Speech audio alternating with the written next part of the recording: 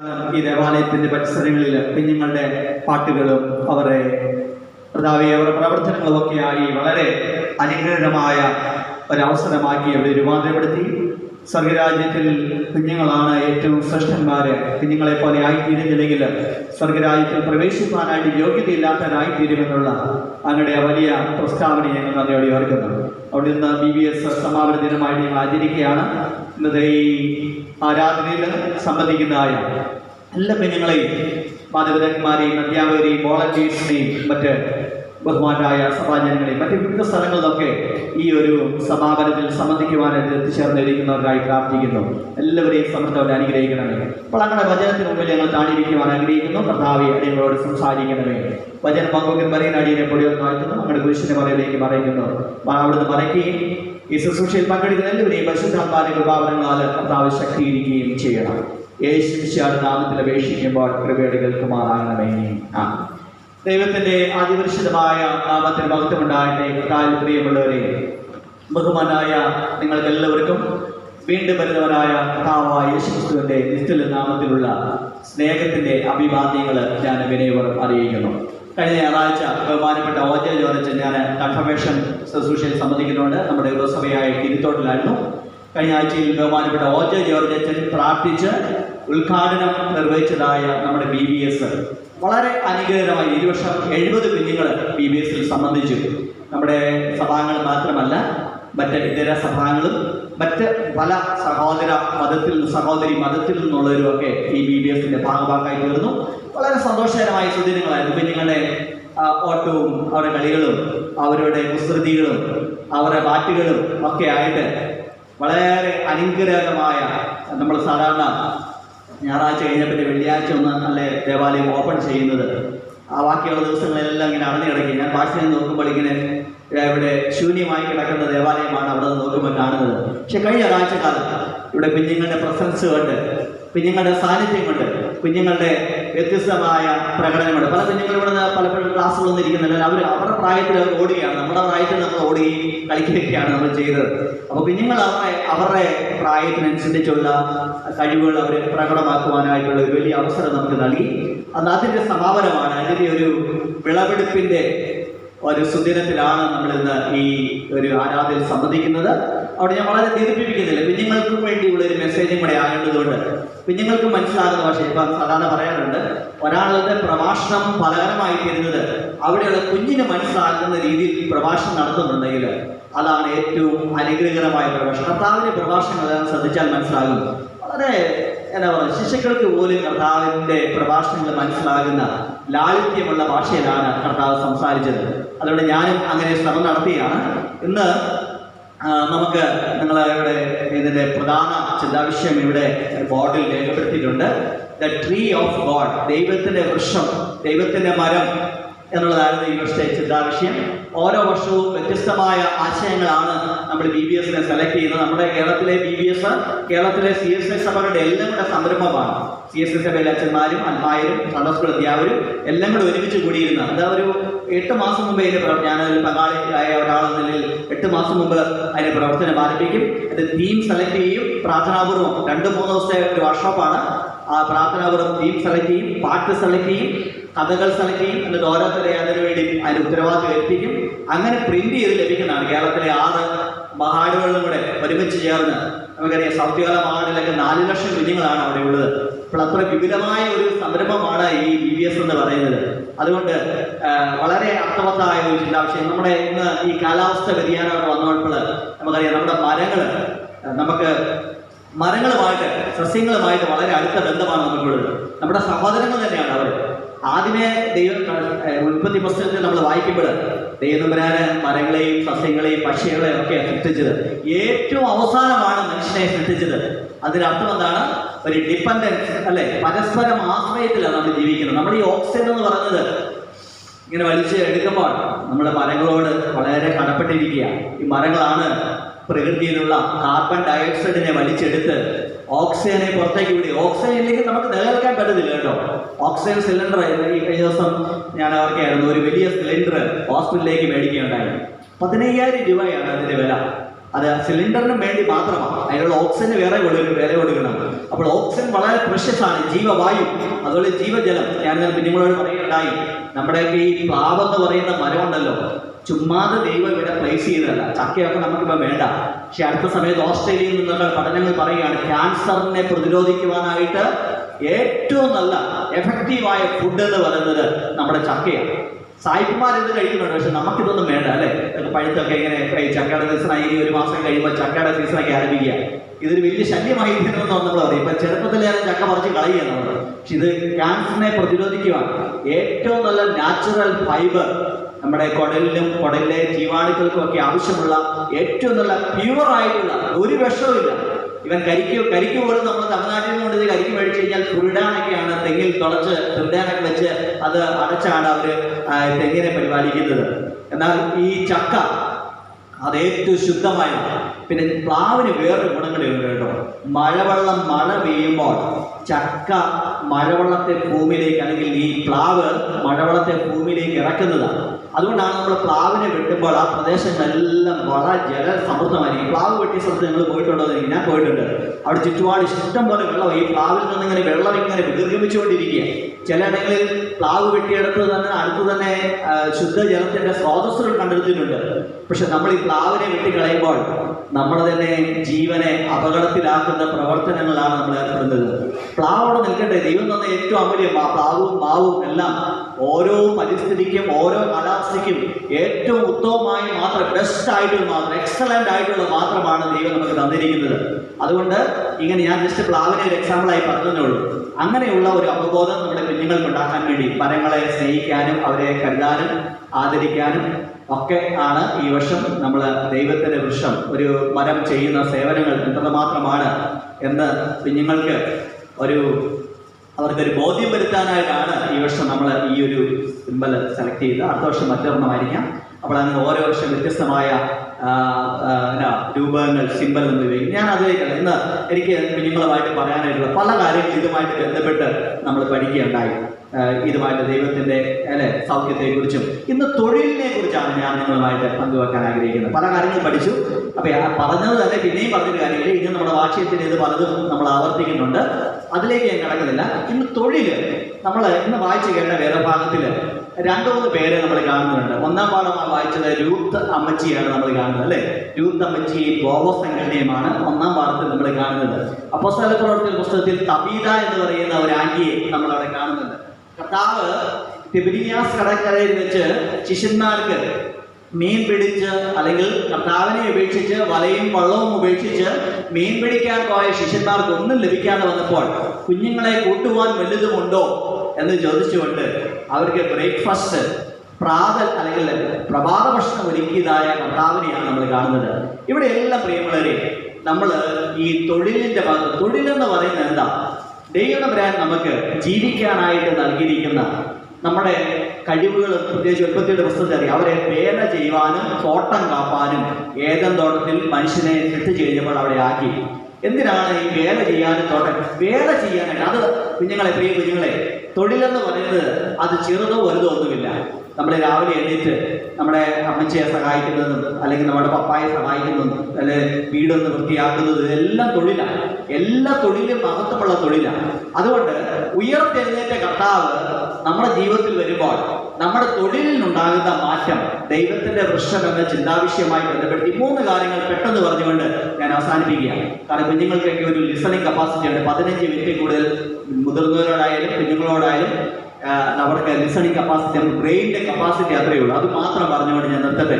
അതിന് മുമ്പ് ഈ കുഞ്ഞുങ്ങളുടെ പ്രാധാന്യത്തെക്കുറിച്ച് പറഞ്ഞുകൊണ്ടാണ് ഞാൻ ആരംഭിച്ചത്. ഒരു കഥ കുഞ്ഞുങ്ങൾക്ക് വേണ്ടി പറഞ്ഞിട്ട് ഞാൻ ഹെൻറി എന്ന് പറയുന്ന ലോകത്തിലെ ഏറ്റവും പ്രശസ്തനായ സാഹിത്യകാരനുണ്ട്. കുഞ്ഞുങ്ങൾക്ക് വേണ്ടിയാണ് അദ്ദേഹം കഥകൾ എഴുതിയത്.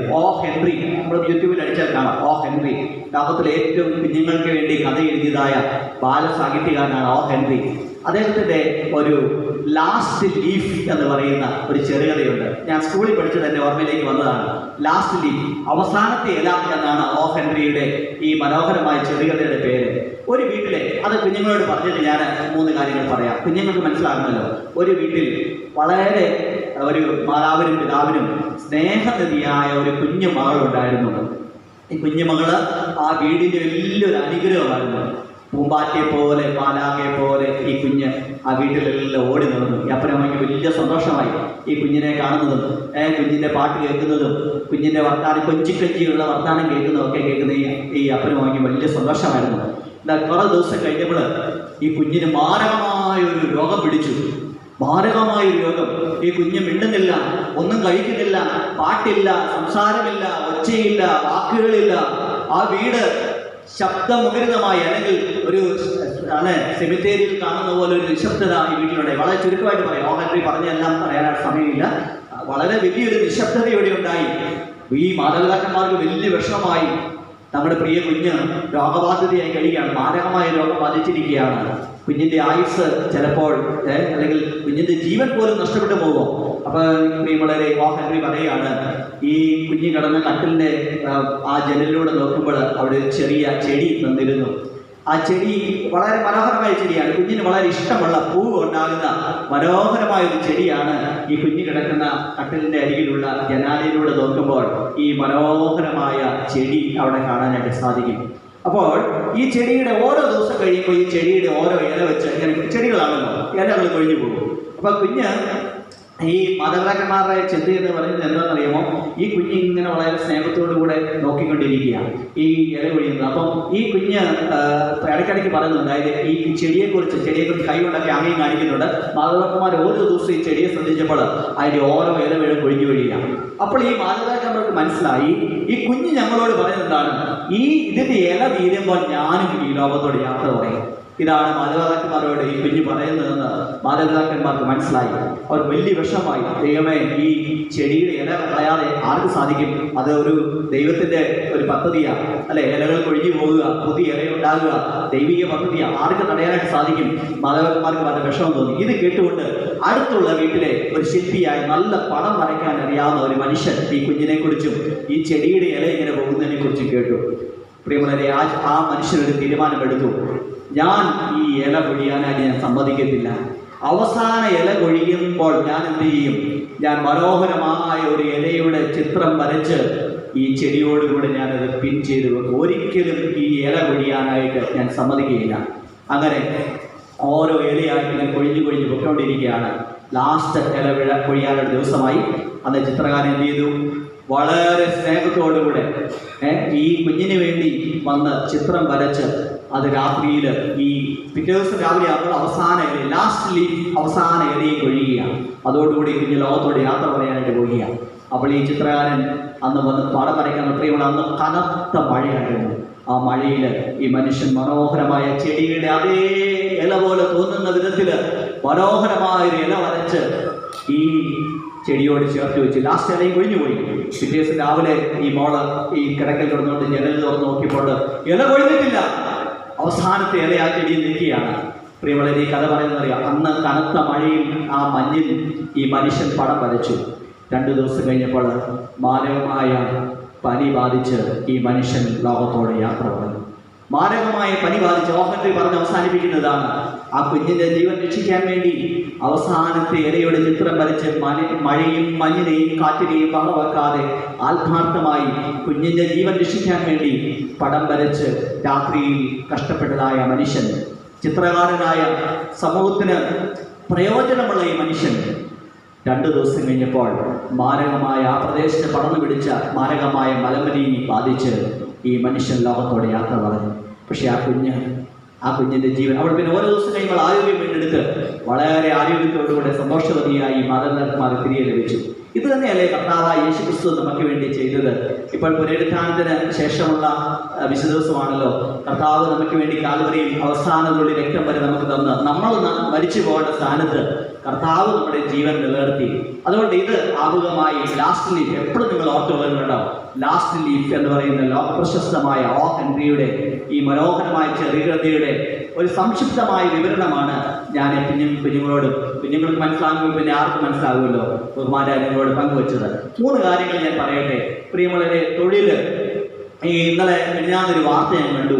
ഇന്ത്യയിൽ 41% അഭ്യസ്ത വിദ്യരായ യുവാക്കന്മാർക്കും യുവതികൾക്കും തൊഴിലില്ല.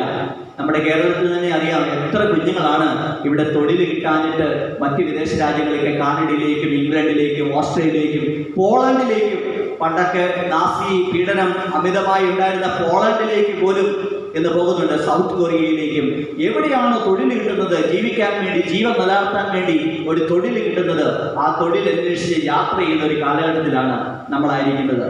അപ്പോൾ തൊഴിലിന്റെ മഹത്വത്തെക്കുറിച്ച് മനസ്സിലാക്കാനായിട്ടാണ് ഇന്ന് നമുക്ക് ഒരുമിച്ച് ഈ ഒരു അവസരം ദൈവം തന്നിരിക്കുന്നത്. തൊഴിലെന്ന് പറയുന്നത് ദൈവത്തിന്റെ ദാനമാണ്. ദൈവം നൽകുന്ന ഏറ്റവും വലിയ അനുഗ്രഹമാണ് തൊഴിൽ. തൊഴിലിന് ചെറുതോ വൈറ്റ് കോളർ ജോലിയൊന്നുമില്ല. സത്യസന്ധമായി ഏത് തൊഴിൽ ചെയ്യാനും നമ്മൾ തയ്യാറാണെങ്കിൽ ദൈവം നമുക്ക് ജീവിക്കാനുള്ള മാർഗം തരും. വാ തുറന്ന ദൈവം ഒരിക്കലും നമുക്ക് ഇരയില്ലാതെ അല്ലെങ്കിൽ ഭക്ഷണമില്ലാതെ നമ്മളെ വെറുതെ കൈയായി പറഞ്ഞയക്കുകയില്ല. ദൈവം നമുക്ക് വാ തുറന്നിട്ടുണ്ടെങ്കിൽ തീർച്ചയായും ദൈവം നമുക്ക് ആഹാരം നൽകും. ഇന്ന് വായിച്ചു കേട്ട ഈ രൂത്തമ്മച്ചിയുടെ കഥയിലേക്ക് ഇതിലേക്ക് കുഞ്ഞുങ്ങളുടെ ഭാഷയിലേക്ക് വരട്ടെ. കുഞ്ഞുങ്ങൾക്ക് വേണ്ടി ഭാഷാന്തരം ചെയ്യുകയാണ്. രൂത്തമ്മച്ചി അറിയാലോ, മോവാബിനെ അറിയാം. ആരായിരുന്നു രൂത്തമ്മച്ചി? മോവാബി ദേശക്കാരിയായ ഒരു സ്ത്രീയാണ്. യഹൂദന്മാരുമായി ഇസ്രയേലിന്റെ ചരിത്രവുമായി യാതൊരു ബന്ധമില്ലാത്ത, ഇസ്രയേൽ വളരെയധികം വെറുത്തിരുന്ന ഒരു സംസ്കാര പരമ്പരയിൽ പെട്ട ഒരു സഹോദരിയായിരുന്നു രൂത്ത്. എന്നാൽ ഈ രൂത്തിനെ നമ്മൾ കാണുന്നത്, രൂത്തിന്റെ പുസ്തകം നമ്മൾ വായിക്കുമ്പോൾ മനോഹരമായ രീതിയിൽ ഒരു വിവരണം കാണാനായിട്ട് സാധിക്കും. രൂത്ത് എങ്ങനെയാണ് ഈ ഇസ്രയേലിലേക്ക് മടങ്ങി വന്നത്? 1-ാമത്തെ അധ്യായത്തിൽ എങ്ങനെയാണ് പറയുന്നത്? ന്യായാധിപന്മാർ ന്യായപാലനം നടത്തിയ കാലത്ത് ഒരിക്കൽ ദേശത്ത് ക്ഷാമമുണ്ടായി. യഹൂദയിലെ ബേത്ലഹേമിൽ ഒരാൾ തന്റെ ഭാര്യയും 2 പുത്രന്മാരുമായി മോവാബ് ദേശത്ത് പരദേശിയായി പാർത്തു. അവൻ എലിമലേക്ക് എന്നും ഭാര്യയ്ക്ക് നവോമി എന്നും പുത്രന്മാരുടെ പേരുകൾ അവിടെ രേഖപ്പെടുത്തിയിട്ടുണ്ട്. അപ്പോൾ ഈ 2 പുത്രന്മാരുമായി ഈ മനുഷ്യൻ മോവാബ് ദേശത്ത് പോയി. ദേശത്ത് ക്ഷാമം ഉണ്ടായതുകൊണ്ട്, വരൾച്ച ഉണ്ടായതുകൊണ്ട് പോയി പാർക്കുകയാണ്. അവിടെ വെച്ചാണ് ഈ മോവാബി സ്ത്രീയായ രൂത്തിനെ കല്യാണം കഴിക്കുന്നത്. എന്നാൽ നിർഭാഗ്യവശാൽ ഈ മോവാബി ദേശത്ത് വെച്ച് ഈ മനുഷ്യൻ മരിക്കുന്നു, പുത്രന്മാർ മരിക്കുന്നു. പിന്നെ 2 മരുമക്കളും ഈ നവോമിയും മാത്രമാണ് അവശേഷിക്കുന്നത്. നവോമി ഇവരോട് പറയുന്നുണ്ട്, ഓർഫായോടും രൂത്തിനോടും, നിങ്ങൾ പൊക്കോ, നിങ്ങളുടെ വീട്ടിലേക്ക് പൊക്കോ. ഞാൻ ഇങ്ങനെ ദുഃഖത്തിന്റെ പുത്രിയായി ഞാൻ മാറിയിരിക്കുകയാണ്. ഞാൻ എൻ്റെ ദേശത്തേക്ക് തിരിച്ചു പോവുക. എൻ്റെ ദേശത്ത് ഇപ്പോൾ ക്ഷാമമൊക്കെ മാറി, ഞാൻ ദേശത്തേക്ക് തിരിച്ചു പോവുക എന്ന് പറഞ്ഞപ്പോൾ രൂത്ത് ഈ നവോമിയെ ചുംബിച്ചുകൊണ്ട് പറയുന്നതാണ്, പ്രിയമുള്ളവരെ, നവോമിയുടെ ജീവിതത്തിന് തൊഴിലിന്റെ മഹത്വം ഉണ്ടാകാൻ കാരണം നിന്റെ ദൈവം എൻ്റെ ദൈവം, നിന്റെ ചാർച്ചക്കാരൻ നിന്റെ ദേശം എൻ്റെ ദേശം, നിന്റെ ജനം എൻ്റെ ജനം, ഞാൻ നിന്റെ കൂടെ വരികയാണ്, ഞാൻ തിരിച്ച് മോവാബി ദേശത്തേക്ക് പോകുന്നില്ല എന്ന് പറഞ്ഞുകൊണ്ട് നവോമിയുടെ കൂടെ ഈ രൂത്ത് വരികയാണ്. ഇസ്രയേലിലേക്ക് തിരിച്ചു വേണ്ടി യെരൂശലേമിൽ വരുമ്പോൾ ആൾക്കാരെല്ലാം അത്ഭുതത്തോട് നോക്കി. ഇവിടെ പറയുന്ന കാര്യങ്ങളോ, ഞാനത് നവോമി തിരിച്ചു വന്നിരിക്കുന്നു, ഭർത്താവ് കൂടിയില്ല, ആൺമക്കളില്ല, ഒരു മോവാബി സ്ത്രീയുമായിട്ട് നവോമി വന്നിരിക്കുകയാണ്. വ്യസനപാത്രമായി നവോമി തിരിച്ചു വന്നിരിക്കുക. ദേശമെല്ലാം ഇറങ്ങി വന്നു നവോമിയെ കാണാൻ വേണ്ടി. പ്രിയമുള്ളവരെ, അവിടെ നിന്നാണ് രൂത്തിന്റെ യഥാർത്ഥ ചരിത്രം ആരംഭിക്കുന്നത്. രൂത്ത് എന്ത് ചെയ്തെന്നറിയാമോ? തന്റെ അമ്മാവിയമ്മയെ സഹായിക്കാൻ വേണ്ടി ചാർച്ചക്കാരനായിരിക്കുന്ന ഭർത്താവിന്റെ ചാർച്ചക്കാരനായിരിക്കും ബോബസിന്റെ യവത്തിന്റെ ഫീൽഡിലേക്ക്, നമ്മുടെ നെൽകൃഷി എന്ന് പറഞ്ഞ പോലെ, ഗോതമ്പന്റെ കൃഷി എന്ന് പറഞ്ഞ പോലെ യവം കൃഷി ചെയ്തിരിക്കുന്ന വയലിലേക്ക് രൂത്ത് പോവുകയാണ്. ഇതാണ് സംഭവം. ഇവിടെ നിന്ന് 3 കാര്യങ്ങൾ ഞാൻ പ്രിയ കുഞ്ഞുങ്ങളുമായി പങ്കുവച്ചുകൊണ്ട് എൻ്റെ വാക്കുകൾ സമ്മതിക്കട്ടെ. ഒന്നാമതായി, പ്രിയ കുഞ്ഞുങ്ങളെ, തൊഴിലെന്ന് പറയുന്നത് ദൈവത്തിന്റെ ദയയാണ് എന്ന് എപ്പോഴും ഓർമ്മ. നിങ്ങളൊക്കെ പഠിച്ചു വലുതായി ഡോക്ടർമാരും എഞ്ചിനീയർമാരും അധ്യാപകരും ഗവൺമെന്റ് എംപ്ലോയീസും ഒക്കെ ആയി മാറുമ്പോൾ എപ്പോഴും ഓർത്തോളം ഒരു തൊഴിൽ നമുക്ക് ദൈവം തരുന്ന അനുഗ്രഹമാണ്. എത്രയോ പേര് തൊഴിലില്ലാതെ നമ്മുടെ സമൂഹത്തിൽ കഴിയുമ്പോൾ ദൈവം കണ്ടോ രൂത്തിനെ ബോവസിന്റെ വയലിലേക്ക് അയച്ചത് ദൈവത്തിന്റെ ഒരു കൃപയാണ്. അതുകൊണ്ടാണ് രൂത്തിന് യേശുക്രിസ്തുവിന്റെ ഗ്രേറ്റ് ഗ്രാൻഡ് മദറായി, യേശുക്രിസ്തുവിന്റെ വലിയ മുത്തശ്ശിയായി മാറാനായിട്ട് അവസരം കൊടുത്തത് ദൈവത്തിന്റെ ഈ വലിയ ദാനം രൂത്ത് അനുഭവിച്ചുകൊണ്ടാണ്. എൻ്റെ പ്രിയ കുഞ്ഞുങ്ങളോട് എനിക്ക് പറയാനുള്ളത്, എന്ത് തൊഴിലുമായിട്ട് മോഷണം ഒഴിച്ച്, മറ്റുള്ളവരെ പറ്റിക്കുന്ന ഒഴിച്ച്, ഇന്ന് ഒത്തിരി ഫ്രോഡുകളുടെ കാലഘട്ടം, നമ്മുടെ ബാങ്കിലുള്ള പൈസ വരെ അടിച്ചുകൊണ്ട് പോകുന്ന കാലഘട്ടം അല്ലെ, എന്തെല്ലാം തരത്തിലുള്ള ഫ്രോഡുകളാണ് നടക്കുന്നത്. ഒരു ദിവസം കേരളത്തിൽ നിന്ന് മാത്രം 9 കോടി രൂപയാണ് തട്ടിപ്പുകാരെ അടിച്ചുകൊണ്ട് പോകുന്നത്. കഴിഞ്ഞ ദിവസം പേപ്പറിൽ വന്ന വാർത്ത, 9 കോടി രൂപ കേരളത്തിൽ നിന്ന് മാത്രം തട്ടിപ്പുകാരെ അടിച്ചുകൊണ്ട് പോവുക. പല രീതിയിലാണ് തട്ടിക്കുന്നത്. വിളിച്ചിട്ട് പറയും അങ്ങനെയാണ് ഇങ്ങനെയാണ്, ഓൺലൈനിലാണ്. നിങ്ങൾ ഈ കഴിഞ്ഞ ദിവസം ഒരു സംഭവം ഉണ്ടായി, വിളിച്ചിട്ട് പറയും ED അന്വേഷണമുണ്ട് നിങ്ങളുടെ പേരിൽ, ഒരു സ്ത്രീ പേടിച്ചു പോയി. ED അന്വേഷണം പറഞ്ഞപ്പോൾ നിങ്ങളുടെ പേര് ഒത്തിരി കുറ്റങ്ങളുണ്ട്, അതുകൊണ്ട് ഒരു കാര്യം ഞങ്ങൾ ഓഫീസർ വിളിക്കുന്നു. ഓഫീസർ വിളിച്ചാൽ പറഞ്ഞു ഈ ED അന്വേഷണമുണ്ട്, നിങ്ങളൊരു കാര്യമാണ്, ഒരു 15 ലക്ഷം രൂപ തന്നു കഴിഞ്ഞാൽ ED അന്വേഷണം നിങ്ങൾ രക്ഷപ്പെടാം. ഈ പാവപ്പെട്ട സ്ത്രീ എവിടെ നോക്കാൻ വേണ്ടി 5 ലക്ഷം രൂപ അയച്ചു കൊടുത്തു. പിന്നെ ഒരു 2 ലക്ഷം രൂപ കൂടി അയച്ചു കൊടുത്തു. പിന്നെ അവസാനം മനസ്സിലായത് തട്ടിപ്പാന്നാണ്. ഇങ്ങനെയുള്ള എത്രയോ പേരുടെ പൈസയാണ് പോകുന്നത്. അതുകൊണ്ട് ഇങ്ങനെയുള്ള തട്ടിപ്പൊഴിച്ച് മോഷണം ഒഴിച്ച് ഏത് തൊഴിലും നമ്മുടെ ഇവിടെ ബംഗാളികൾ ഒറീസക്കാരും വന്നിട്ടുണ്ട്. ഇവിടെ തൊഴിലില്ലാണ്ടല്ല. ഞാൻ എൻ്റെ ജന്മദേശമായ കട്ടപ്പനയിൽ ഒരു ദിവസം ഞായറാഴ്ച ഉച്ച കഴിഞ്ഞ് ഞാൻ അവിടെ തന്നപ്പോൾ ഞാൻ ഓർത്തു പോയി ഇത് ഏതുകൊണ്ട് ബംഗാളിലെ ഗ്രാമമാണെന്ന് ഓർത്തു പോയത്. അവിടെ ഇറങ്ങി കഴിഞ്ഞപ്പോൾ എല്ലാം ഹിന്ദിക്കാരുടെ അല്ലെ ഒറീസയിൽ നിന്നൊക്കെ വന്നവരുടെ അവരുടെ വ്യാപാരം നടക്കുക. വഴിയിലെല്ലാം ഒറീസക്കാരും ബംഗാളികളും, മലയാളികളെ ആരെയും കാണാനില്ല. ഞങ്ങളവിടെ ചിലപ്പോൾ ഈ ആൾക്കൂട്ടത്തിൽ പെട്ടുപോയതായിപ്പോൾ ഈ ഭാഷ അറിയത്തില്ല, ഇവരുടെ സംസ്കാരം അറിയില്ല, സ്വന്തം ദേശത്തെ എന്ന എൻ്റെ അനുഭവം ഞാൻ പറഞ്ഞത്. പ്രിയമുള്ള, എന്തിനാണ് ഈ ഒറീസക്കാരും ബംഗാളികളോട് വരുന്നത്? നമ്മൾ പലപ്പോഴും നമ്മുടെ ചുറ്റുപാടുമുള്ള തൊഴിൽ ചെയ്യാനായിട്ട് നമ്മൾ സന്നദ്ധരല്ലാത്തതുകൊണ്ടാണ്. അവിടെ തൊഴിലുള്ളതുകൊണ്ടല്ലേ അവരോട് വരുന്നത്. നമ്മൾ തൊഴിലില്ലെന്ന് പറഞ്ഞുകൊണ്ട് നമ്മൾ ഗൾഫിലേക്ക്, ഓസ്ട്രേലിയയിലേക്ക്, ന്യൂസിലാൻഡിലേക്കും ഒക്കെ നമ്മൾ പോവുകയാണ്. അതുകൊണ്ട് പ്രിയ കുഞ്ഞുങ്ങളോട് എനിക്ക് പറയാനുള്ളത്, ദൈവം തരുന്നതാണ് നമ്മുടെ ജോലി എന്ന് പറയുന്നത്. ഒരു ജോലിയാണ് ഞാൻ മിനിമം വേജസിനെ കുറിച്ച് ഒരു അന്വേഷണം നടത്തി നമ്മുടെ ഹോസ്പിറ്റലിലെ മിനിമം വേജസ് നടപ്പാക്കാനായിട്ട്. അപ്പം ഈ മിനിമം വേജസിന്റെ വ്യാഖ്യാനം എനിക്ക് രസകരമായിട്ട് തോന്നി. ഗവൺമെന്റ് മിനിമം വേജസ് എങ്ങനെയാണെന്ന് അറിയാൻ നിശ്ചയിക്കുന്നത്, ഒരു ദിവസം ഒരു മനുഷ്യന് ജീവിക്കാനുള്ള ആഹാരം ഭക്ഷണം ഇത്രയാണെന്ന് ഗവൺമെന്റ് കണക്കാക്കും. അവർ ഇത്രയും മീറ്റർ തുണി വേണം. ഇതിനകത്ത് കൊടുത്തേക്കുന്ന ലോയ്ക്ക് മിനിമം വേജസ് ലോ ആക്ട്, അവർക്ക് ഇത്ര മീറ്റർ തുണി വേണം, അതിനുള്ള ഇത്ര രൂപ. അവന് ഭക്ഷണം കഴിക്കാൻ ഇത്ര രൂപ, അവന് വെള്ളം കുടിക്കാൻ ഇത്ര രൂപ, അവന് മെഡിസിൻ ഇത്ര രൂപ, അവന്റെ കുഞ്ഞുങ്ങളെ പഠിക്കാൻ എന്ന് പറഞ്ഞുകൊണ്ടാണ് ഒരു മിനിമം വേജസ് 500 രൂപയോ ഒരു ദിവസം ഇത്ര രൂപ ഉണ്ടെങ്കിൽ ഒരു മനുഷ്യൻ എന്താണ് പട്ടിണിയില്ലാതെ അവന്റെ ജീവൻ നിലനിർത്താം. അങ്ങനെയാണ് മിനിമം വേജസ്. എനിക്ക് വലിയ അത്ഭുതം തോന്നി, അതിനെക്കുറിച്ച് എനിക്ക് അറിയത്തില്ലായിരുന്നു. ഞാൻ പറഞ്ഞു വന്ന പ്രിയമുള്ളവരെ, അതുകൊണ്ട് തൊഴിലെന്ന് പറയുന്നത് ദൈവത്തിന് എന്താണ്. നമ്മുടെ വീട്ടിൽ നമ്മുടെ പാത്രം ഒന്ന് കഴുകി വെച്ചെന്നോടത്തൊന്നും നഷ്ടപ്പെടാനില്ല. നമ്മുടെ അമ്മച്ചിയോ മമ്മിയോ ഒക്കെ ഒന്ന് സഹായിച്ചു ഒന്ന് തൂത്ത് വാരി കൊടുക്കുന്നതിനോടത്ത് എപ്പോഴും അടുക്കളയിൽ കിടന്ന് കഷ്ടപ്പെടുന്ന നമ്മുടെ അമ്മച്ചിമാർക്ക് ഒരു സഹായമേ ഒന്ന് കറി കഴിഞ്ഞ് കൊടുക്കുന്നുണ്ടോ, ഒന്നും ഒരു കുഴപ്പവും സംഭവിക്കാൻ നമ്മുടെ വിറ്റും ഒന്ന് അല്ലെങ്കിൽ തൂത്ത് വാരുന്നുകൊണ്ടോ, നമ്മുടെ തുണി ഒന്ന് എടുത്തൊന്ന് അലക്കാനായിട്ടൊന്ന് കുതിർത്ത് വെക്കുന്നുണ്ടോ, ഒരു നഷ്ടവും സംഭവിക്കുകയില്ല. നമ്മുടെ ചെറുപ്പം മുതൽ തന്നെ തൊഴിലിനോട് ആദരവുള്ളവരായി ഏത് തൊഴിലുമായിക്കോട്ടെ ദൈവം നമ്മുടെ ഒരു തൊഴിൽ നമുക്ക് തരും. ഉറപ്പായിട്ട് നമുക്കൊരു തൊഴിൽ ദൈവം തരും, ജീവിക്കാനുള്ള ഒരു മാർഗം. കാരണം ജീവൻ വന്ന ദൈവം അതിനെ നഷ്ടപ്പെടുത്താനായിട്ട് ദൈവം ആഗ്രഹിക്കുന്നില്ല. സ്വന്തം ജീവൻ രക്തം നൽകി നമ്മുടെ ജീവനെ നിലനിർത്തിയ കർത്താവ് നമുക്കൊരു തൊഴിൽ നൽകും. അവിടെ പ്രിയ കുഞ്ഞുങ്ങളെ, നിങ്ങൾക്കൊരു തൊഴിൽ ലഭിക്കുമ്പോൾ, പഠനഫലം കഴിഞ്ഞ തൊഴിൽ ലഭിക്കുമ്പോൾ ദൈവത്തിന്റെ ദയയാണെന്ന് നിങ്ങൾ മനസ്സിലാക്കണം. രണ്ടാമതായ കാര്യം പറയട്ടെ, നമ്മളിവിടെ വളരെ വ്യക്തമായിട്ട് കാണാനായിട്ട് സാധിക്കും, ദൈവാനുഗ്രഹമില്ലാതെ നമ്മുടെ അധ്വാനവും നൈപുണ്യവും ഫലശൂന്യമായി തീരും. Without divine blessing skills and efforts R fruitless. അതാണ് എനിക്ക് കുഞ്ഞുങ്ങളോട് പറയാനുള്ളത്. നമുക്ക് ദൈവാനുഗ്രഹം ഇല്ലെങ്കിൽ നമ്മുടെ നൈപുണ്യവും അധ്വാനവും ഫലശൂന്യമാണ്. ദൈവാനുഗ്രഹമാണ് നമ്മൾക്കുണ്ടാകുന്നത്. നമ്മുടെ തൊഴിലിൽ നമ്മൾ അഭിവൃദ്ധി ഉണ്ടാകുന്നത്, നമുക്ക് പ്രൊമോഷൻ കിട്ടും, നമ്മുടെ നല്ല സാലറി കിട്ടേണ്ടത്, നല്ലൊരു തൊഴിൽ കിട്ടേണ്ടത്, സ്ഥിരമായ തൊഴിൽ കിട്ടേണ്ടത്. അത് കൃഷിയായാലും കൊള്ളാം. ഇപ്പോൾ നമുക്കൊരു കൊക്കോയുടെ വില അല്ലേ, നമ്മൾ ആരും പ്രതീക്ഷിച്ചത് ഗോൾഡാണ്. അതുകൊണ്ട് കഴിഞ്ഞ ദിവസമൊക്കെ നമ്മുടെ കൊക്കോയ്ക്ക് നമ്മൾ ഉണങ്ങാനായിട്ട് ടെറസിന്റെ മേളിൽ ഇപ്പൊ വൈകുന്നേരം നമ്മൾ വാരി കൊടുക്കുക. എന്നാ അറിയാം, ഗോൾഡ് അവിടെ കിടക്കുന്നത് 1 കിലോയ്ക്ക് 1000 രൂപ അടുത്തായി. നമ്മൾ ആരെങ്കിലും പ്രതീക്ഷിച്ചിരുന്നോ? ദൈവം നൽകുന്ന ഒരു അനുഗ്രഹമാണ്. ഇപ്പോൾ ഈ ക്ഷാമകാലത്ത്, സാമ്പത്തിക മാന്ദ്യമുള്ള കാലത്ത് കൊക്കോയ്ക്ക് വില വന്നുകൊണ്ടാണ് നമ്മുടെ പല കുടുംബങ്ങളും പട്ടിണിയില്ലാതെ മുൻപോട്ട് പോകുന്നത്. ദൈവം തന്ന ദയ നമ്മൾ മറക്കരുത് കേട്ടോ. ഇപ്പോൾ കൊക്കോയ്ക്ക് വില കയറാൻ കാരണം എന്താണെന്നറിയാമോ? ഈ ആഗോള താപനം മൂലം കൊക്കോ ഉണ്ടാക്കിയിരുന്ന ഗോട്ടിമാരായ കൊക്കോ മുഴുവൻ ഇല്ലാതായി. അവിടെ വെള്ളമില്ലാത്ത മൊത്തം കരിഞ്ഞുപോയി. ദൈവം അങ്ങനെയുള്ള ചില അനുഗ്രഹങ്ങൾ നമുക്ക് തരുമ്പോൾ പ്രിയമുള്ളവരെ, നമ്മുടെ ദൈവാനുഗ്രഹം ഇല്ലെങ്കിൽ നൈപുണ്യവും അധ്വാനവും ഫലശൂന്യമാണ് എന്ന് കുഞ്ഞുങ്ങൾ കരുതണം. ഇപ്പോൾ ഇങ്ങനെയുള്ള എന്തെല്ലാം അനുഗ്രഹങ്ങളാണ് നമുക്ക്. നമ്മുടെ കൃഷി തന്നെ മതിയല്ലോ നമുക്ക് ജീവിക്കാനായിട്ട്. ഇപ്പം നമുക്കറിയാം, നമ്മുടെ സർക്കാർ ജോലികൾ കുറഞ്ഞു വരുന്ന കാലഘട്ടത്തിലാണ്. എല്ലാം കരാർ ജോലിയിലേക്ക് മാറി. എല്ലാം കരാർ ജോലി കൊടുക്കുക, സ്ഥിരമായിട്ട് ജോലിയില്ല.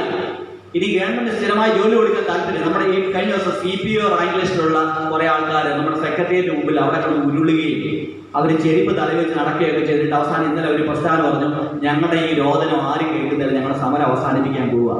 എത്ര പേരാ റാങ്ക് ലിസ്റ്റ് ഉണ്ടായിട്ട് ജോലിയില്ലാതെ കഷ്ടപ്പെട്ട് അല്ലെങ്കിൽ ഒരു തൊഴിലില്ലാതെ കഷ്ടപ്പെടുന്നത് അറിയാമോ? അതുകൊണ്ട് പ്രിയമുള്ളവരെ, ദൈവത്തിന്റെ അല്ലെങ്കിൽ ഈ യൂത്തിന് ദൈവാനുഗ്രഹം ഉണ്ടായതുകൊണ്ടാണ് ചാർച്ചക്കാരനായ ഈ വോബസ് യൂത്തിനെ വീണ്ടെടുക്കുന്നത്. അതുകൊണ്ടാണ് യൂത്തിന് ഈ യേശുക്രിസ്തുവിന്റെ വംശാവലിയിൽ ഒരു സ്ഥാനം ലഭിച്ചത്. മോവാബി ദേശക്കാരിയാന്ന് ഓർക്കണം. യഹൂദ സ്ത്രീ അല്ല, മോവാബ് ദേശക്കാരിയായ രൂത്തിന് ഈ അനുഗ്രഹം ഉണ്ടായത് ഈ നവോമിയുടെ ദൈവം എൻ്റെ ദൈവമാണെന്ന് പറഞ്ഞുകൊണ്ട് നവോമിയെ അനുഗമിച്ചതാണ്. അതുകൊണ്ട് എനിക്ക് കുഞ്ഞുങ്ങളോട് പറയാനുള്ളത്, നമ്മുടെ ഏത് തൊഴിലും ദൈവാനുഗ്രഹം പ്രാർത്ഥനാപൂർവ്വം വേണം ആ തൊഴിൽ ചെയ്യാനായിട്ട്. ഞാൻ പറഞ്ഞത് നമ്മൾ അല്ലെങ്കിൽ നമ്മൾ ഒരു എന്തെങ്കിലും ചെറിയ തൊഴിലാണെങ്കിലും ഒന്ന് ദൈവമേ, അങ്ങാണല്ലോ നടുന്നതും നനയ്ക്കുന്നതും, ഞാൻ ഏതുമല്ല, അങ്ങയുടെ അനുഗ്രഹം ഉണ്ടാകണമേ. ഇത് കഴിഞ്ഞു പോകാനായിട്ട് നിമിഷ നേരം മതി. ദൈവം കൃപ തരണമെന്ന് പ്രാർത്ഥിച്ചുകൊണ്ട് നമ്മൾ ആരും നമ്മുടെ നെൽകൃഷിയായാലും നമ്മുടെ പ്രവർത്തനമായാലും അനുഗ്രഹപ്രദമായി തീരും. അതുകൊണ്ട് ഒരു കാര്യം പറഞ്ഞുകൊണ്ട് ഞാൻ നിർത്തട്ടെ. നമുക്ക് തരുന്ന തൊഴിൽ ദൈവത്തെ മഹത്വപ്പെടുത്തുവാനുള്ള ഒരു അവസരമാണ്. നമുക്ക് തരുന്ന തൊഴിൽ ദൈവത്തെ മഹത്വപ്പെടുത്തുവാനുള്ള അവസരം. ഇന്ന് തബീതയെക്കുറിച്ചാണ് നമ്മൾ വായിച്ചത്. തബീത ആൻറ്റി മരിച്ചു പോയപ്പോൾ ഒത്തിരി പേര് വന്നു. തബീത എന്ന് പറഞ്ഞ ഈ സ്ത്രീ കാരണമാണ് യൂറോപ്പിൽ സുവിശേഷം അറിഞ്ഞത്. തബീതയെ നമ്മൾ ഒരിക്കലും മറക്കരുത്. ഹോളി സെയിന്റ് തബീത എന്ന് വേണം നമുക്ക് വിളിക്കാനായിട്ട്. അത്രമാത്രം സുവിശേഷ വേലയ്ക്ക് വേണ്ടി കഷ്ടപ്പെട്ട ഒരു മഹതിയായ സ്ത്രീയാണ് തബീത. തബീതയുടെ ചരിത്രം വായിക്കാൻ എൻ്റെ കണ്ണു നിറയും. കാരണം ഉള്ള റിസോഴ്സുകൾ മുഴുവൻ പൗലോസിനും പത്രോസിനും ശിഷ്യന്മാർക്കുമായി എല്ലാം ഷെയർ ചെയ്തു. തബീത പെട്ടെന്ന് മരിച്ചുപോയപ്പോൾ അവിടെ ആൾക്കാർ ഓടി വന്ന് കരയുന്നതിനെ കുറിച്ചാണ് നമ്മൾ അപ്പോസ്തലരുടെ പുസ്തകം 9-ാം അധ്യായത്തിൽ നമ്മൾ വായിച്ചത്. എല്ലാവരും വന്ന് വിലപിക്കുക. തബീത ചെയ്ത സേവനങ്ങളെ ഓർത്ത്, തബീതയുടെ ജീവിതത്തെ ഓർത്ത് എല്ലാവരും വിലപിക്കുക. അവിടെ പത്രോസ് വന്ന് തബീതയ്ക്ക് ജീവൻ മടക്കി കൊടുക്കുന്നത് നമ്മൾ വായിച്ചത്. അവിടെ വളരെ വ്യക്തമായി പറയുകയാണ്, തബീതയ്ക്ക് ലഭിച്ച തൊഴിലുകൊണ്ട് ദൈവത്തെ മഹത്വപ്പെടുത്തി. എല്ലാവരും ഇങ്ങനെ സാർത്ഥതാപൂരം വാരിക്കൂട്ടി ധൃതരാഷ്ട്രാലിംഗനത്തോട് കൂടെ വാരിക്കൂട്ടുകയല്ല തബീത ചെയ്തത്. എല്ലാം വിട്ടുകൊടുത്തു. നമ്മൾ ആരും ഒന്നും കൊണ്ടുവരുന്നില്ല കുഞ്ഞുങ്ങളെ ഈ ലോകത്തിലേക്ക്, ഒന്നും കൊണ്ടുപോകുന്നില്ല. അപ്പോൾ ഉള്ളത് എന്ത് ചെയ്യണം? ദൈവം തരുന്ന അനുഗ്രഹങ്ങൾ മറ്റുള്ളവരുടെ നന്മയ്ക്ക് വേണ്ടി നമ്മൾ ചെലവഴിക്കണം. അങ്ങനെ ചെലവഴിക്കുമ്പോൾ ദൈവം നമ്മളെ അനുഗ്രഹിക്കും, നമ്മുടെ തലമുറകളെ അനുഗ്രഹിക്കും. അതുകൊണ്ട് ഞാൻ വാക്കുകൾ സ്മരിക്കേണ്ട 3 കാര്യങ്ങൾ ഞാൻ പറഞ്ഞു. ഒന്ന്, നമ്മുടെ തൊഴിൽ ഏത് തൊഴിൽ വായിക്കൊള്ളട്ടെ, ചെറുതും വലുതും അങ്ങനെ തൊഴിൽ വ്യത്യാസമുണ്ട്. ജീവിക്കാനുള്ള വരുമാനം നമുക്കുണ്ടെങ്കിൽ അത് ദൈവം തന്ന ഒരു അനുഗ്രഹമായി. അത് കൃഷിയായിരിക്കാം, കൂലിപ്പണിയായിരിക്കാം, ചുവടെടുക്കുന്നതായിരിക്കാം, എന്ത് വായിക്കൊള്ളട്ടെ, മാന്യമായി മറ്റൊരാളുടെ മുമ്പിൽ തലകുനിക്കാതെ നമുക്ക് ജോലി ചെയ്യാനുള്ള ഒരു അവസരം ദൈവം തരുന്നുണ്ടെങ്കിൽ അത് ദൈവത്തിന്റെ ദയയാണെന്ന് നോക്കണം. ഒത്തിരി പേര് ഇതില്ലാത്തവരുണ്ട്. PhD കഴിഞ്ഞവരും MBS തന്നെ എത്ര പേരാണ് ഇവിടെ തൊഴിലില്ലാത്തതെന്ന് അറിയാം. കേരളത്തിനടുത്ത ലിസ്റ്റ് വന്നിരുന്നു. എത്രയോ പേർക്ക് തൊഴിലില്ല. MBS പഠിച്ചുകൊണ്ട് കാര്യമില്ല. MD മെമ്പേഴ്സും DM കഴിഞ്ഞൊരു വരെയാണ് നിൽക്കുന്നത്. അതുകൊണ്ട് MBS ആരെയും കിട്ടാനില്ല. കാരണം അവരെല്ലാം FX വേണ്ടി, നീറ്റ് എക്സാമിന് വേണ്ടി പ്രാക്ടീസ് ചെയ്തുകൊണ്ടിരിക്കുക. എഞ്ചിനീയർമാർ എത്ര പേരാണ് തൊഴിലാക്കുക. അതിന്റെ മധ്യത്തിൽ ഒരു തൊഴിൽ ലഭിക്കുന്നുണ്ടെങ്കിൽ ദൈവത്തിന്റെ ദയയാണെന്ന് നമ്മൾ മനസ്സിലാക്കണം. രണ്ടാമതായി, ദൈവാനുഗ്രഹമില്ലെങ്കിൽ നമ്മുടെ പ്രാഗൽഭ്യം കൊണ്ട് ഒരു പ്രയോജനമില്ല. ദൈവാനുഗ്രഹമാണ് നമ്മുടെ സകലം. നമ്മൾ പ്രൊമോഷൻ കിട്ടുന്നത് നമ്മുടെ വലിയ കഴിവാണെന്ന് വിചാരിക്കരുത്. ദൈവത്തിൻ്റെ ഒരു അനുഗ്രഹമാണ്. നമുക്ക് ഓരോരോ നന്മകൾ നമ്മുടെ തൊഴിൽ ലഭിക്കുന്നുണ്ടെങ്കിൽ, നമ്മുടെ തൊഴിൽ കൊണ്ട് മറ്റുള്ളവർക്ക് പ്രയോജനമുണ്ടാകുന്നത് ദൈവത്തിൻ്റെ അനുഗ്രഹമാണ് നമ്മൾ കണക്കാക്കണം. മൂന്നാമതായി പറഞ്ഞത്, തൊഴിൽ ദൈവത്തെ മഹത്വപ്പെടുത്തുവാനായിട്ടുള്ള അവസരമാണ്. തബീതയുടെ ജീവിതം കുഞ്ഞുങ്ങളെ ഒരിക്കലും മറക്കരുത്. തബീത ആൻറ്റി എപ്പോഴും ഓർത്തുകണം. സുവിശേഷ വേലയ്ക്ക് വേണ്ടി പൗലോസിനെ സ്വന്തം വീട്ടിൽ താമസിപ്പിച്ച് ഏഷ്യ മൈനറിൽ സുവിശേഷം അറിയിക്കാനായിട്ട് ശക്തമായ നേതൃത്വം നൽകിയ ഒരു ആൻറ്റിയാണ് തബീത ആൻറ്റി. തബീത ആൻറ്റിയുടെ റിസോഴ്സുകൾ മുഴുവൻ ദൈവനാമവാദ ദൈവവേലയ്ക്ക് വേണ്ടി കൊടുത്തതാണ്. അതുകൊണ്ടാണ് തബീത മരിക്കുമ്പോൾ പത്രോസും കൂട്ടനും വന്ന് പ്രാർത്ഥിക്കുകയും ദൈവം ജീവൻ മടക്കി കൊടുക്കുകയും ചെയ്യുന്നത്. ഉള്ള റിസോഴ്സുകൾ മുഴുവൻ ദൈവത്തിൻ്റെ നാമവാദത്തിനായിട്ട് പങ്കുവെച്ചു. അതുകൊണ്ട് തബീതയെ പോലെ തൊഴിൽ ദൈവത്തെ മഹത്വപ്പെടുത്തുന്ന ഒരു അവസ്ഥയുടെ ഒരു ഇടമായി നമ്മളെ ഒരു സ്ഥാപനത്തിലാക്കുമ്പോൾ ഇത് ദൈവനാമത്തിനായിട്ട് ഞാൻ പ്രവർത്തിക്കുന്നത് എന്നുള്ള ബോധ്യത്തോട് നമ്മൾ പ്രവർത്തിക്കുമ്പോൾ ദൈവം നമ്മളെ നമ്മെ അനുഗ്രഹിക്കും. മഹാവീ രവീന്ദ്ര കഥാകൃത്തിന്റെ തൊഴിലിനെ കുറിച്ചുള്ള ഗീതാഞ്ജലിയിലുള്ള ഒരു ഗാനശകലമടെ ഞാൻ വായിച്ചുകൊണ്ട് എൻ്റെ വാക്കുകൾ സ്മരിക്കട്ടെ. മഹാകവി രവീന്ദ്രനാഥ് തൊഴിലിനെ കുറിച്ച് പറയുന്നത് എങ്ങനെയാണ്? അദ്ദേഹം പറയുകയാണ്, അദ്ദേഹം ഗീതാഞ്ജലിയാണല്ലോ നമ്മൾ വായിച്ചിട്ടുണ്ടല്ലോ, ഒരു ചെറിയ ചെറിയ പദ്യശാലകളാണ്. നമ്മുടെ യജമാനൻ ഒരു തൊഴിലാളിയാണ്. മഹാകവി പറഞ്ഞ വാക്കുകളാണ്. നമ്മുടെ യജമാനൻ ഒരു തൊഴിലാളിയാണ്. യജമാനനായ ദൈവത്തോടുകൂടെ നാമും തൊഴിൽ ചെയ്യണം. ദൈവത്തിൻ്റെ ശബ്ദപൂരിതമാണ്. ദൈവത്തോടുകൂടെ നാം പൊട്ടിച്ചിരിക്കണം. എവിടെയാ? തൊഴിൽ മേഖലകളിൽ. ദൈവം കാഹളം ഊതുമ്പോൾ നമ്മൾ തൊഴിലിന് വേണ്ടി ഒരുമിച്ച് മാർച്ച് ചെയ്യണം. ദൈവം വാഴുമ്പോൾ ദൈവത്തിൻ്റെ ദാനത്തിനൊത്ത് നമ്മൾ നൃത്തം ചെയ്യണം. ദൈവത്തോടുകൂടെ പണി ചെയ്യുന്നവൻ ദൈവത്തെ മഹത്വപ്പെടുത്തുന്നു. അതിനാൽ അധ്വാനം ആരാധനയാണ്. എത്ര മനോഹരമായ ഒരു ചിന്തയാണ്. അതിനാൽ അധ്വാനം ആരാധനയാണ്. എന്നിട്ട് അവസാനിപ്പിക്കുന്നില്ല. എന്നിട്ട് അദ്ദേഹം പറയുകയാണ്, കടുപ്പമുള്ള നിലം കിളച്ച് മുറിക്കുന്നവന്റെ അടുക്കൽ ദൈവത്തെ നമുക്ക് കാണാൻ സാധിക്കും. വഴിവെട്ടുകാരൻ്റെയും കല്ല് പൊട്ടിക്കുന്നവൻ്റെയും അരികിലാണ് ദൈവമുള്ളത്. വെയിലത്തും മഴയത്തും അധ്വാനിക്കുന്നവരോടുകൂടെ ദൈവമുണ്ട്. ദൈവത്തിന്റെ വസ്ത്രം പൊടികൊണ്ട് നിറഞ്ഞതാണ്. ഇത്ര ഉന്നതമായ ഒരു ചിന്തയാണ്. ദൈവത്തിന്റെ വസ്ത്രം പൊടികൊണ്ട് നിറഞ്ഞതാണ്. കല്ല് പൊട്ടിക്കുന്നതിനെയും വിടുന്നതിനെയും വഴിവെട്ടുകാരൻ്റെയും ഒക്കെ അരികിലാണ് ദൈവം നിൽക്കുന്നത്. ദൈവത്തിന്റെ വസ്ത്രം പൊടികൊണ്ട് നിറഞ്ഞതാണ്. അതുകൊണ്ട് പ്രിയമുള്ള കുഞ്ഞുങ്ങളെ, ബഹുമാനരെ, നമ്മുടെ തൊഴിലിന്റെ മഹത്വം മനസ്സിലാക്കി ദൈവം തന്ന ദാനമാണ് എന്ന ബോധത്തോടുകൂടെ നമുക്ക് മുൻപോട്ട് പോകാനുള്ള ദൈവകൃപ നൽകട്ടെ. എല്ലാവിധമായ അനുഗ്രഹങ്ങളും നന്മകളും ആശംസകളും ഞാൻ വിനയവരം ആശംസിക്കുന്നു. ദൈവം മേലെ സമർത്ഥമായി അനുഗ്രഹിക്കുമാറാകട്ടെ. ആമേൻ. ഇപ്പോൾ പിതാവായ ദൈവത്തിനും പുത്രനായ ദൈവത്തിനും പരിശുദ്ധാത്മാവിന്റെ ദൈവത്തിനും സകല ബഹുമാനം മഹത്വവും കാലാസ്ഥാനം കൂടാതെ ഉണ്ടായിരിക്കുമാറാകട്ടെ.